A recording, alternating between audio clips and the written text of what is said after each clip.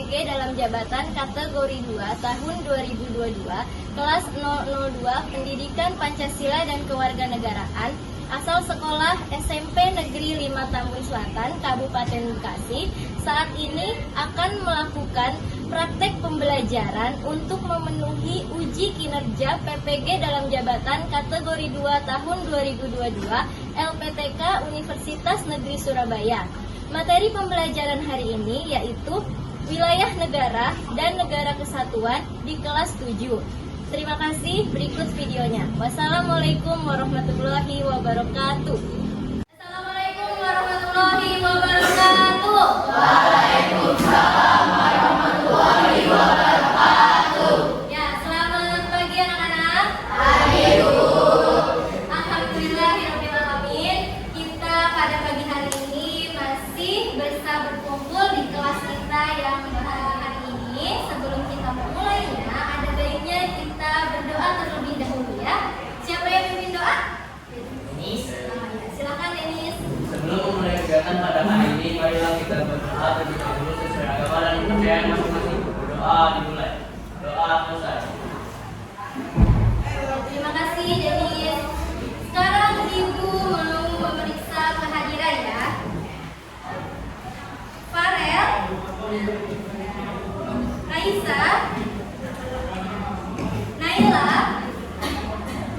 Arfa, Upi, Riza, Anita sakit. Oh ya sudah, kita doakan Anita supaya cepat sembuh ya. Putri, ada lagi yang nggak masuk selain Anita? Tidak ada? Ya, oke, kalau tidak ada, baik. Alhamdulillah yang di sini semoga sehat semua ya. Sebelum kita memulai pembelajaran, kita berdiri dulu ya. Berdiri untuk menyanyikan lagu dari Sabang sampai Merauke. Bisa?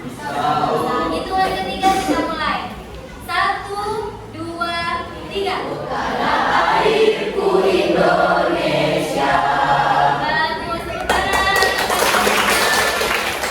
kita akan mempelajari pelajaran yaitu di bab 3 ya. Materinya tentang kesatuan Indonesia dan karakteristik daerah. Untuk apa kita mempelajari ini? Ini tujuannya ya. Kita mempelajari ini yang pertama, kita dapat memahami dan menghayati wilayah NKRI dan karakteristik daerahnya. Ya. Sampai sini bisa dipahami?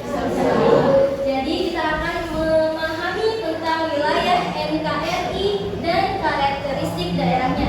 Tujuan yang kedua yaitu peserta didik secara sistematis mampu menjelaskan pembentukan Indonesia sebagai negara kesatuan. Ya, paham sampai sini? Karena kita di sini memasuki kurikulum merdeka, ya anak-anak. Jadi kita di dalam diri kita harus menanamkan yang namanya profil pelajar Pancasila. Tahu kan? Tahu. Ya. Nah, ini kita nyanyikan bareng-bareng ya. Belajar saja, beriman dan bertakwa pada Tuhan yang Esa dan berakhlak mulia, berkebinekaan lokal, gotong royong mandiri, kreatif dan bernalar pikir. Cukup, silakan duduk lagi. Tepuk tangan buat kita semua. Baik anak-anak, setelah kita menyanyikan profil pelajar Pancasila, kita lihat lagi ya ke layar ya. Jadi sebelumnya silakan buka atlas. Ada yang bawa atlas? Amati peta Indonesia tersebut. Nah, pertanyaannya adalah, setelah kamu melihat peta Indonesia, menurutmu apakah yang menarik dari wilayah Indonesia? Ada yang mau jawab? Silahkan, Mevi. Menurut saya yang menarik dari wilayah Indonesia adalah Indonesia merupakan negara kepulauan yang terbesar se-Asia Tenggara. Indonesia dilewati oleh garis khatulistiwa dan diapit oleh 2 benua dan 2 samudra, yaitu benua Asia dan benua Australia, Samudra Hindia dan Samudra Pasifik. Indonesia memiliki 5 pulau terbesar yaitu Pulau Sumatera, Jawa, Kalimantan, Sulawesi, dan Papua. Dan Indonesia terbagi menjadi 38 provinsi. Baik, super sekali jawaban dari Naila. Kita tepuk tangan dulu. Keren ya jawabannya ya. Setelah melihat atlasnya, Naila langsung bisa menjawab pertanyaan dari ibu. Bagus. Sekali lagi buat Naila, tepuk tangan. Nah, sekarang pertanyaan yang kedua ya. Menurutmu apakah pulau-pulau di Indonesia dipisahkan oleh lautan? Ada yang mau jawab? Silakan. Menurut saya, pulau-pulau di Indonesia memang dipisahkan oleh lautan sekitar 70% dan daratan 30%. Contohnya Pulau Kalimantan dan Pulau Jawa dipisahkan oleh lautan Laut Jawa. Terima kasih. Terima kasih untuk Mevi. Baik sekali ya jawaban dari Mevi. Kita beri tepuk tangan. Ibu harap teman-teman yang lain bisa pengetahuannya seperti Naila dan Mevi ya. Lanjut kita ke pertanyaan yang ketiga. Pulau terluar manakah yang pernah kamu kunjungi dan apa yang kamu temukan di sana? Jadi pertanyaan ini, ada yang pernah jalan-jalan itu ke pulau terluarnya Indonesia di sini? Silakan, Abinaya pernah, coba ceritain dong Abinaya. Saya pernah pergi ke Pulau Alor yang berada di Nusa Tenggara Timur. Di Pulau Alor itu memiliki bentang alam yang sangat indah menurut saya. Dan pantai di Pulau Alor itu memiliki pasir yang berwarna putih. Nah, wilayah di Pulau Alor itu terdiri dari pulau-pulau kecil. Nah, untuk menyeberangi satu pulau ke pulau lainnya, kita membutuhkan alat transportasi yang berupa perahu kecil. Terima kasih Abinaya sudah membagikan pengalamannya jalan-jalan ke Pulau Alor tadi. Tepuk tangan buat Abinaya. Jadi kita sudah punya gambaran ya dari Abinaya, ternyata pulau-pulau terluar pun ya itu menarik ya Abinaya ya di sana. Ya semoga kita yang lain juga bisa ya nanti jalan-jalan ke pulau-pulau terluar yang indah ya di Indonesia. Jadi kali ini kita akan membahas kesatuan Indonesia dan karakteristik daerah, yaitu pembahasannya tentang wilayah Indonesia dan Indonesia negara sebagai kesatuan. Untuk melanjutkan pembahasan kita, ini ada video yang harus kalian amati. Ibu mulai ya.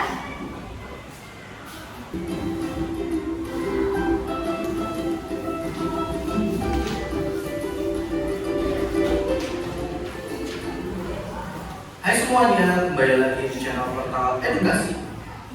Ada beberapa pendapat yang berkembang dalam diskusi tentang wilayah Indonesia. Semua pendapat tersebut menyepakati bahwa wilayah negara Indonesia adalah kawasan kepulauan di sekitar garis khatulistiwa yang berada di antara benua Asia dan Australia sebagai sekarang namanya Indonesia. Masalah pembatasan wilayah Indonesia sebenarnya sudah dibahas sejak sidang ketua UPK pada tanggal 10 sampai 15 Juli 1945. Muhammad Yani, salah satu pelopor gerakan Sumpah Pemuda, mengusulkan agar wilayah Indonesia mencakup seluruh wilayah kekuasaan pemerintahan Hindia Belanda yang mencakup Papua. Cukup tepuk tangan untuk videonya. Ya, terima kasih anak-anak sudah memperhatikan video tersebut. Dari video tadi, apa sih yang dimaksud dengan wilayah Indonesia? Ada yang mau jawab? Silakan. Menurut saya, pengertian wilayah Indonesia itu adalah seluruh wilayah daratan dan perairan Indonesia beserta udara instalasi di landas kontinen, juga tempat-tempat yang menurut ketentuan yang berlaku termasuk wilayah Indonesia. Terima kasih. Nah, terima kasih Sela, jawabannya bagus sekali. Tadi juga dari video yang kita putarkan, itu ada perbedaan pendapat ya, antara bentuk negara, apakah bentuk negara Indonesia itu kesatuan atau serikat atau federal ya. Tadi kalian lihat kan pembahasannya. Nah, menyimak videonya, coba yuk kita perankan antara tokoh-tokoh yang tadi berbeda pendapat itu. Bisa? Ini mau yang bersedia untuk melakukan simulasi tersebut angkat tangan. Bagus banget, banyak nih yang bersedia. Nah, Selamat pagi teman-teman. Hari ini saya dan teman-teman yang sedang ada di sini akan melakukan simulasi pembahasan negara kesatuan dan negara federal. Baik, kita akan memulai simulasinya. Dalam memutuskan bentuk negara Indonesia, para anggota BPUPK ini melakukan diskusi cukup panjang. Adanya perbedaan pendapat antara Sutomo, Muhammad Yamin, Soekarno, Rajiman, dan Muhammad Hatta terkait dengan bentuk negara yang cocok untuk Indonesia. Untuk bentuk negara Indonesia, saya serahkan ke forum untuk mendiskusikannya. Waktu udah tepat, silakan. Sesuai prinsip dari kekeluargaan, maka menurut saya bentuk negara Indonesia adalah bentuk negara kesatuan. Saya kurang setuju. Sebaiknya bentuk negara Indonesia yaitu federal dan serikat. Bentuk negara federal cocok untuk Indonesia yang memiliki suku, bahasa, dan budaya yang beragam. Namun, jika disesuaikan dengan semangat Sumpah Pemuda, bentuk negara Indonesia adalah kesatuan. Sebaiknya negara Indonesia adalah negara kesatuan sesuai dengan kata negara asli Indonesia. Selain sesuai dengan kata negara asli Indonesia, selain itu bentuk negara serikat akan melemahkan Indonesia. Setelah melewati diskusi yang cukup panjang, akhirnya pada tanggal 17 Agustus 1945, bangsa Indonesia mendapatkan kemerdekaan dan membentuk negara kesatuan Republik Indonesia. Sekian dari kami, terima kasih. ya tepuk tangan untuk penampilan teman-teman kita hari ini. Untuk selanjutnya kita akan berdiskusi, ya, menganalisis lagi tentang wilayah Indonesia dan negara kesatuan materi kita saat ini. Untuk itu kita akan berkelompok, baik ya. Kelompoknya nanti kita hitung acak, jadi ada 4 kelompok, ngerti ya? 4 kelompok, jadi nanti kalian berhitung dari 1 sampai 4. Ya, nanti yang punya nomornya masing-masing bergabung dengan kelompoknya, paham? Nah, jadi berhitungnya dari Riza, ya, muter ke Mira, ke barisan belakang, baru masuk lagi ke Adnan, ya, muter lagi. Paham? Nah, kita mulai ya. Riza berhitung, berarti Riza 1, 2,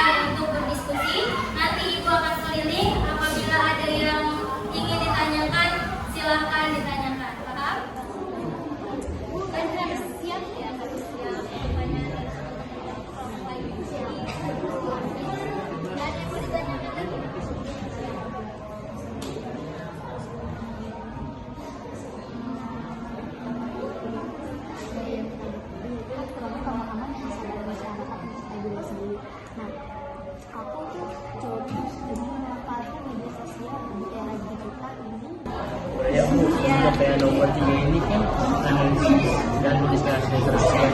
Jadi kita dari satu tantangan ya. Nah terus kita tulis yang solusinya dulu. Tantangannya nanti dibacain aja, bagaimana, terus nanti solusinya Solusinya itu yang di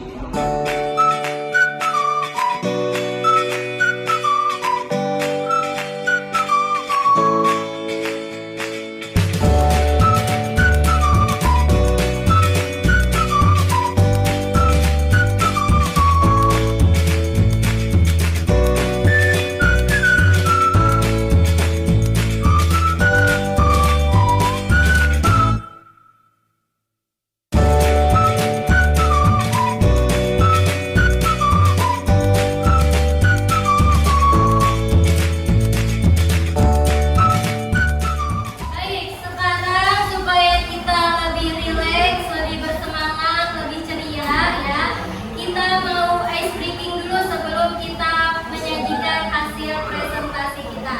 Siap?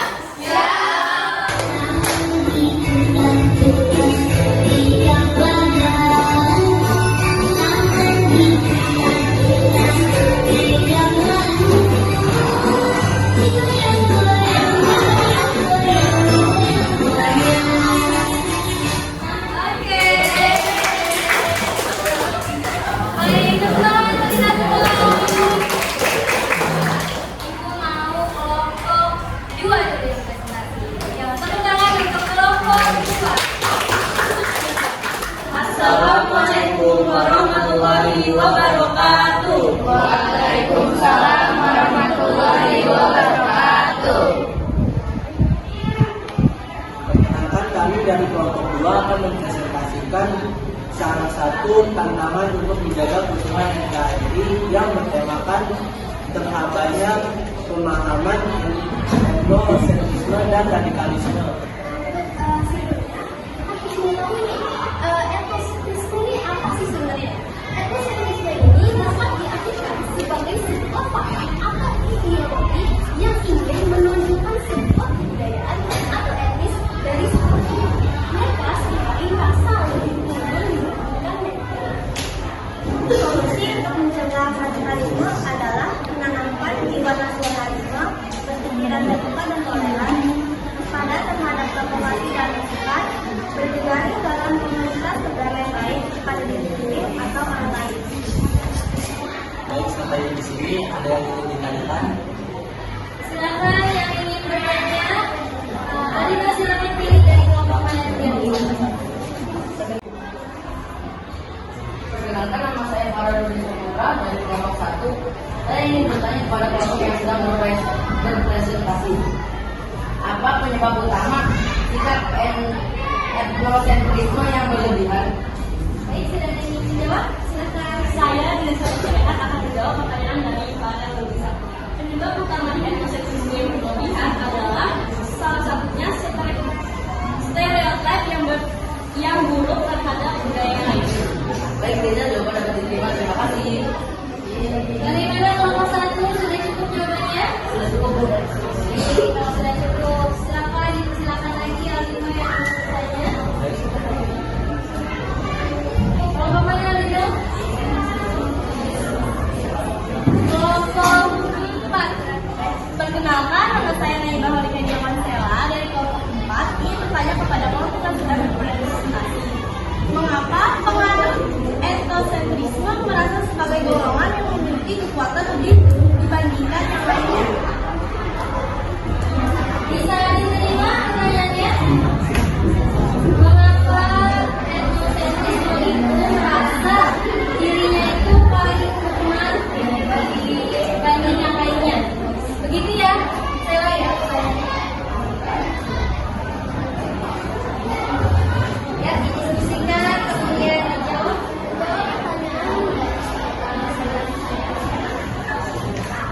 Mengapa pengaruh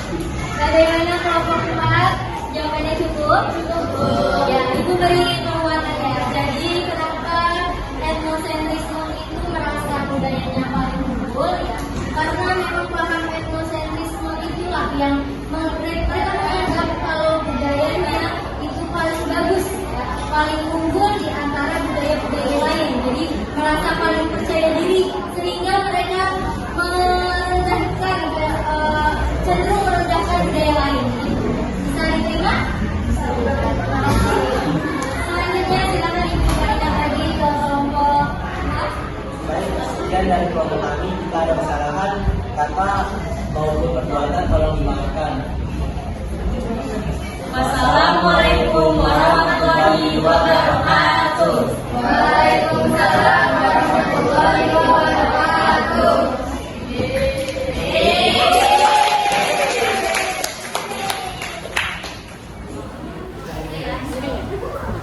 Baik, penampilan kelompok 2 kita kasih tepuk tangan dulu. Bagus sekali ya penampilan presentasi dari kelompok 2. Pertanyaan dan jawaban dari masing-masing kelompok juga sangat baik. Selanjutnya kelompok kedua silahkan presentasi dari kelompok 3. Tepuk tangan untuk kelompok 3. Assalamualaikum warahmatullahi wabarakatuh. Waalaikumsalam warahmatullahi wabarakatuh. Selamat siang semuanya. Siang. Terima kasih banyak atas kesempatan yang telah diberikan pada kami untuk menampilkan tantangan dalam menjaga pembentukan NKRI, yaitu kurangnya pemahaman dan kesadaran masyarakat mencintai budaya sendiri, serta solusi menghadapi tantangan tersebut. Dan cara untuk mengatasi permasalahan dari kurangnya pemahaman dan kesadaran masyarakat mencintai budaya sendiri, yaitu yang pertama, dengan memanfaatkan media sosial di era digital ini dengan cara memberikan edukasi agar para masyarakat Indonesia mencintai budayanya sendiri. Misalnya, memberikan edukasi tentang cara menggunakan batik yang dapat digunakan dalam sehari-hari sehingga dengan cara menggunakan batik yang casual sehingga dapat digunakan dalam kehidupan sehari-hari. Yang kedua, mengadakan festival untuk meningkatkan minat masyarakat terhadap kebudayaan yang berada di masyarakat Indonesia. Yang ketiga, menggunakan bahasa daerah, mengenal sejarah, mengajarkan budaya banyak orang, tetap teguh mempertahankan budaya sendiri, mengikuti kegiatan kebudayaan, membeli produk dalam negeri, mengenalkan budaya dunia global, membantu masyarakat yang membutuhkan. Yang keempat, menggalakkan slogan kita kasih Indonesia. Indonesia, bahwa belajar menggunakan bahasa daerah. Yang kelima, dengan mengajarkan budaya kita ke orang lain. Kita perlu mengajarkan budaya kita kepada orang lain karena hal ini akan berdampak positif. Akan semakin banyak orang yang tahu tentang budaya daerah kita maupun daerah orang lain. Silakan jika ada yang ingin bertanya.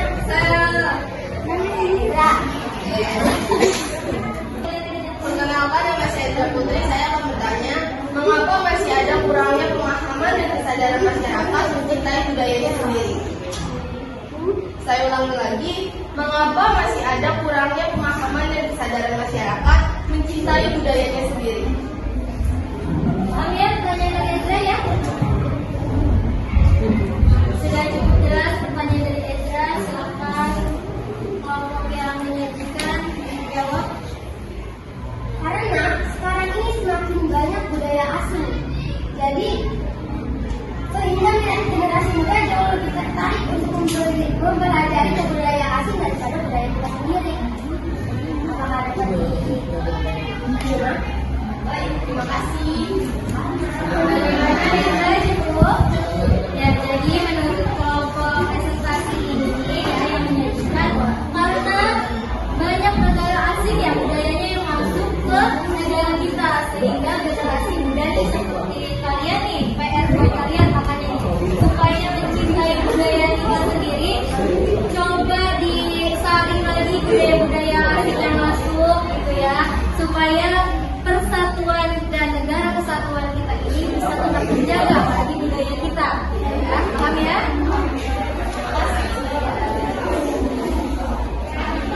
Baik, ada yang bertanya lagi? Ada lagi yang mau bertanya?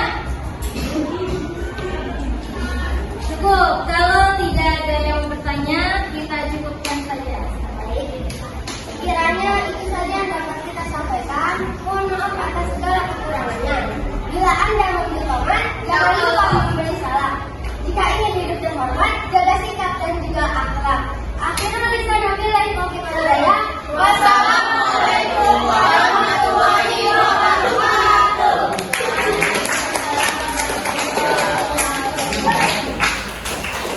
Ya, selanjutnya anak-anak, dari hasil diskusi dan pembelajaran kita hari ini, kita akan melakukan evaluasi ya.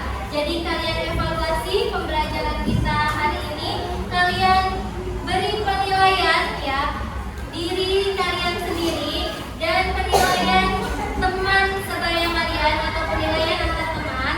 Jadi nanti ini ibu akan beri lembar penilaiannya.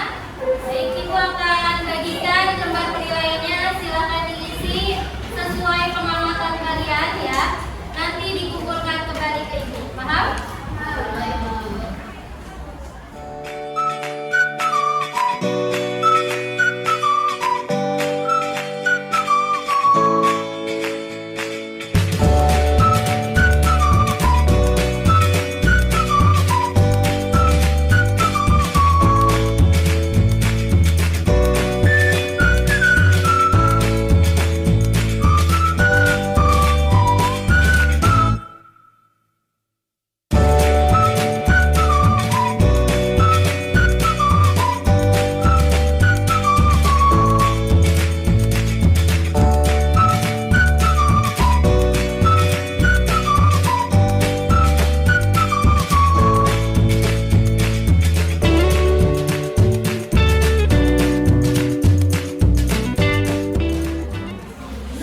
Ada yang belum?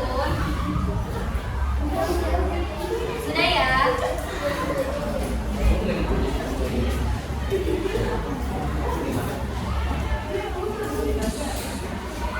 Baik, anak-anak, kita sudah melakukan evaluasi ya.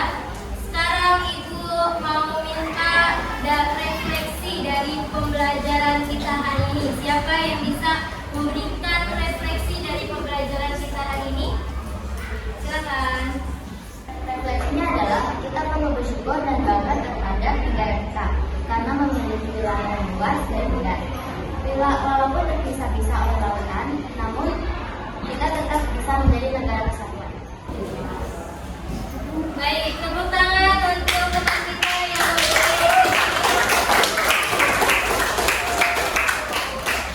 Nah, selanjutnya dari pembelajaran hari ini, ada yang mau memberi kesimpulan tentang materi wilayah Indonesia dan kesatuan Indonesia?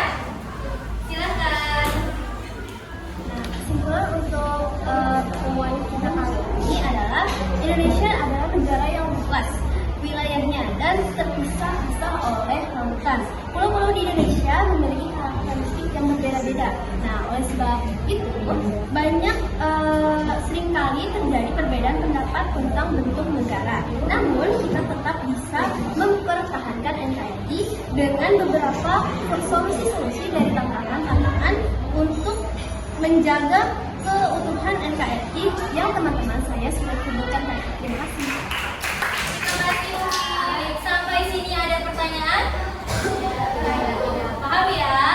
Nah, untuk pertemuan selanjutnya yaitu kita akan membahas lagi lebih dalam lagi tentang persatuan dan kesatuan Indonesia ya. Nah, pembelajaran hari ini cukup sampai sini ya. Sebelum kita menutup pembelajaran hari ini, kita tutup dengan berdoa. Siapa yang mau pimpin doa tutup? Denis, silakan Denis. Untuk kita menutup kegiatan pada hari ini, mari kita berdoa terlebih dahulu sesuai agama dan kepercayaan masing-masing. Doa dimulai. Doa selesai. Memberi salam.